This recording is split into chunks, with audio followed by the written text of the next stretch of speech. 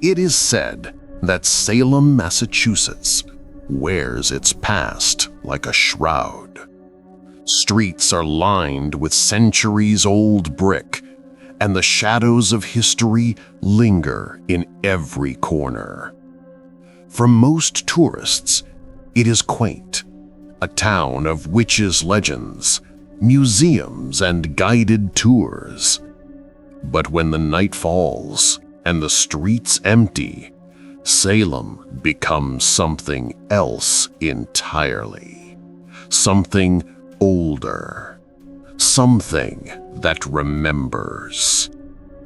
This is the story of two friends who discovered that some histories are best left alone, and that curiosity can open doors you never meant to touch.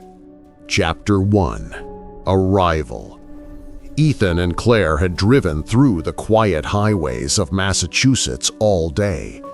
Autumn winds tossed red and gold leaves across Route 1, and the town's familiar silhouette appeared on the horizon, bathed in the dying light of the sun.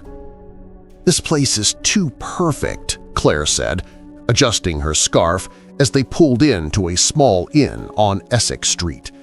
"Like it's frozen in a painting or something." "That's Salem. Come on, we're here for the history, the thrill, witches, curses, ghost tours. You said you wanted spooky." Claire gave a small smile, though unease lingered beneath it.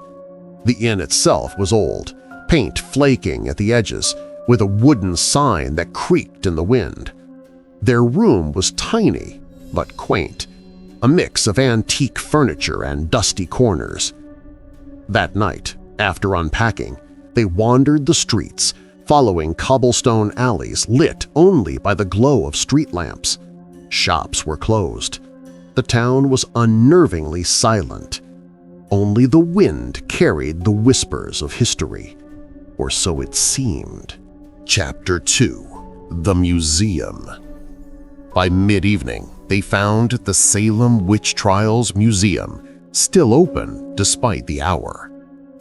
Inside, wax figures and aged exhibits displayed the stories of those accused, tried, and executed during the 1692 trials. Ethan's fascination grew with each display, while Claire's unease deepened. "Look at this," Ethan said, pointing to a display case. "These are personal belongings recovered from the trials, books, letters, even keys." "Keys?" Claire widened.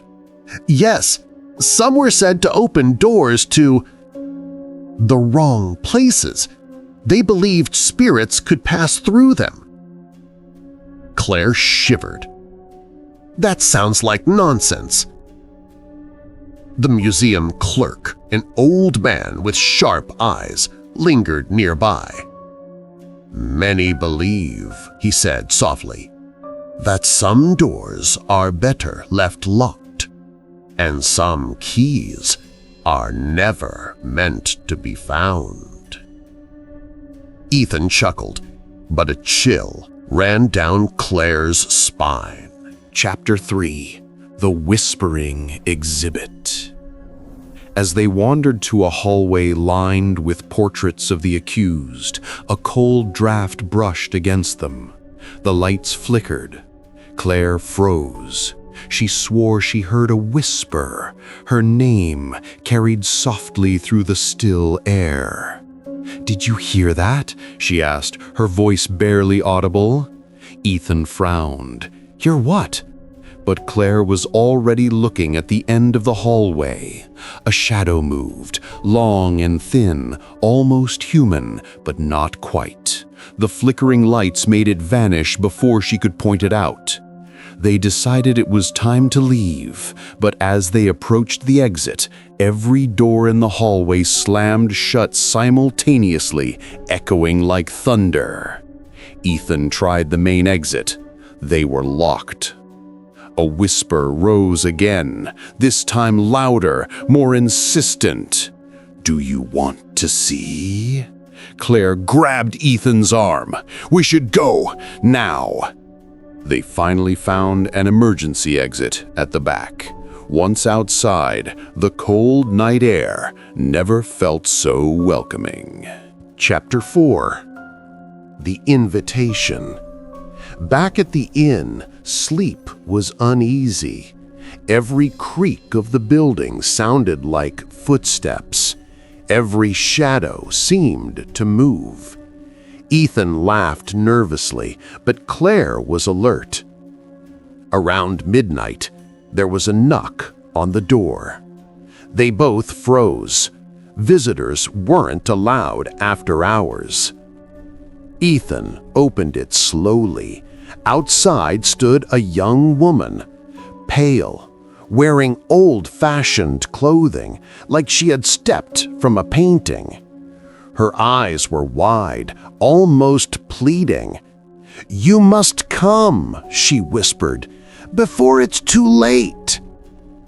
Claire grabbed Ethan's sleeve. "Who is she?"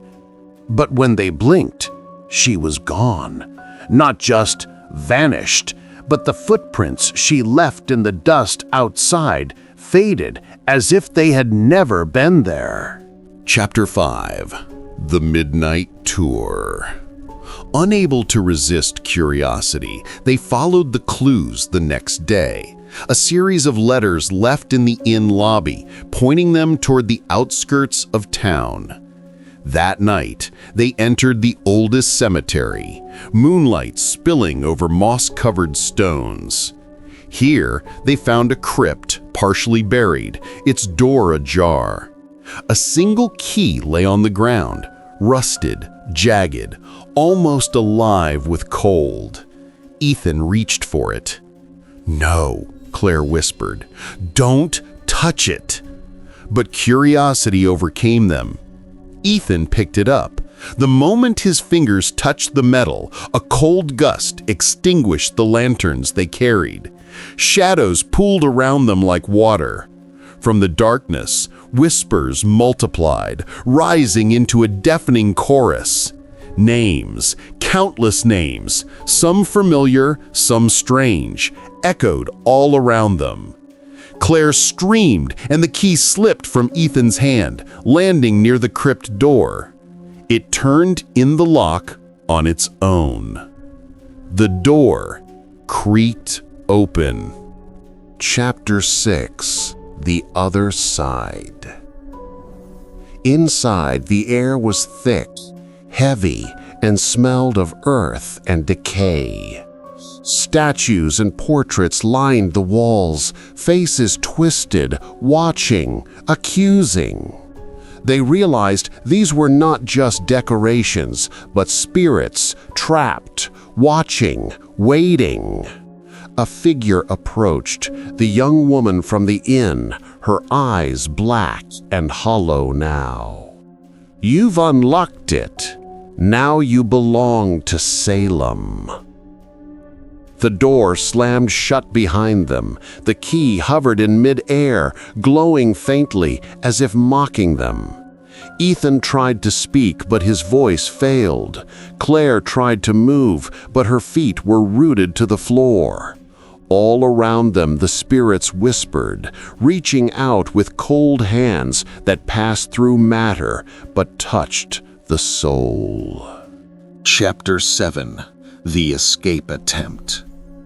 Hours, maybe days passed. Time felt meaningless.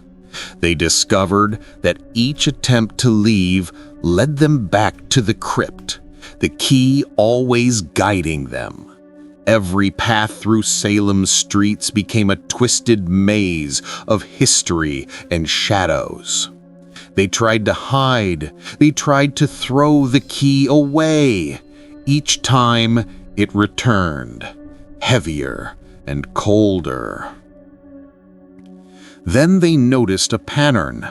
The spirits reacted to fear, to hesitation, to doubt.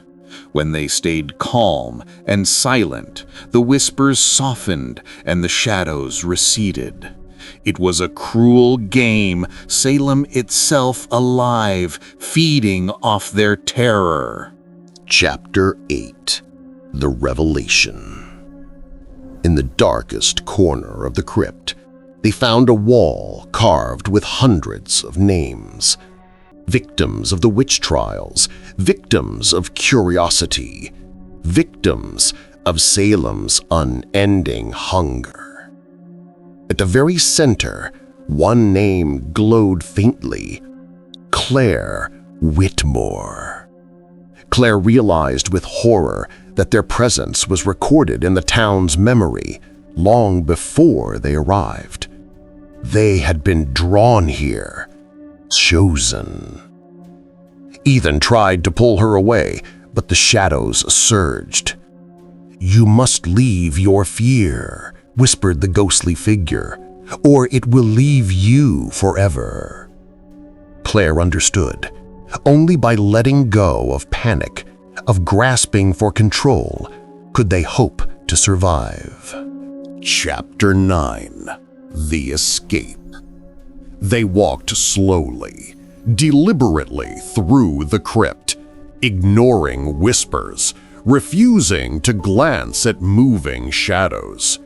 The key floated ahead of them, as if guiding, testing, tormenting. At the entrance, the first light of dawn broke over Salem. The spirits halted at the threshold. The crypt door slammed shut behind them, and the key dissolved into dust. Ethan and Claire stumbled into the sunlight, gasping, shaking, but alive. Salem was quiet again. The streets looked normal, innocent. But when Claire turned to Ethan, she noticed something. A shadow lingered behind him, faint, almost imperceptible, but unmistakably watching. Some doors are not meant to be opened, and some histories refuse to stay buried. Salem remembers every name, every step, every breath of those who dare walk its streets after dark.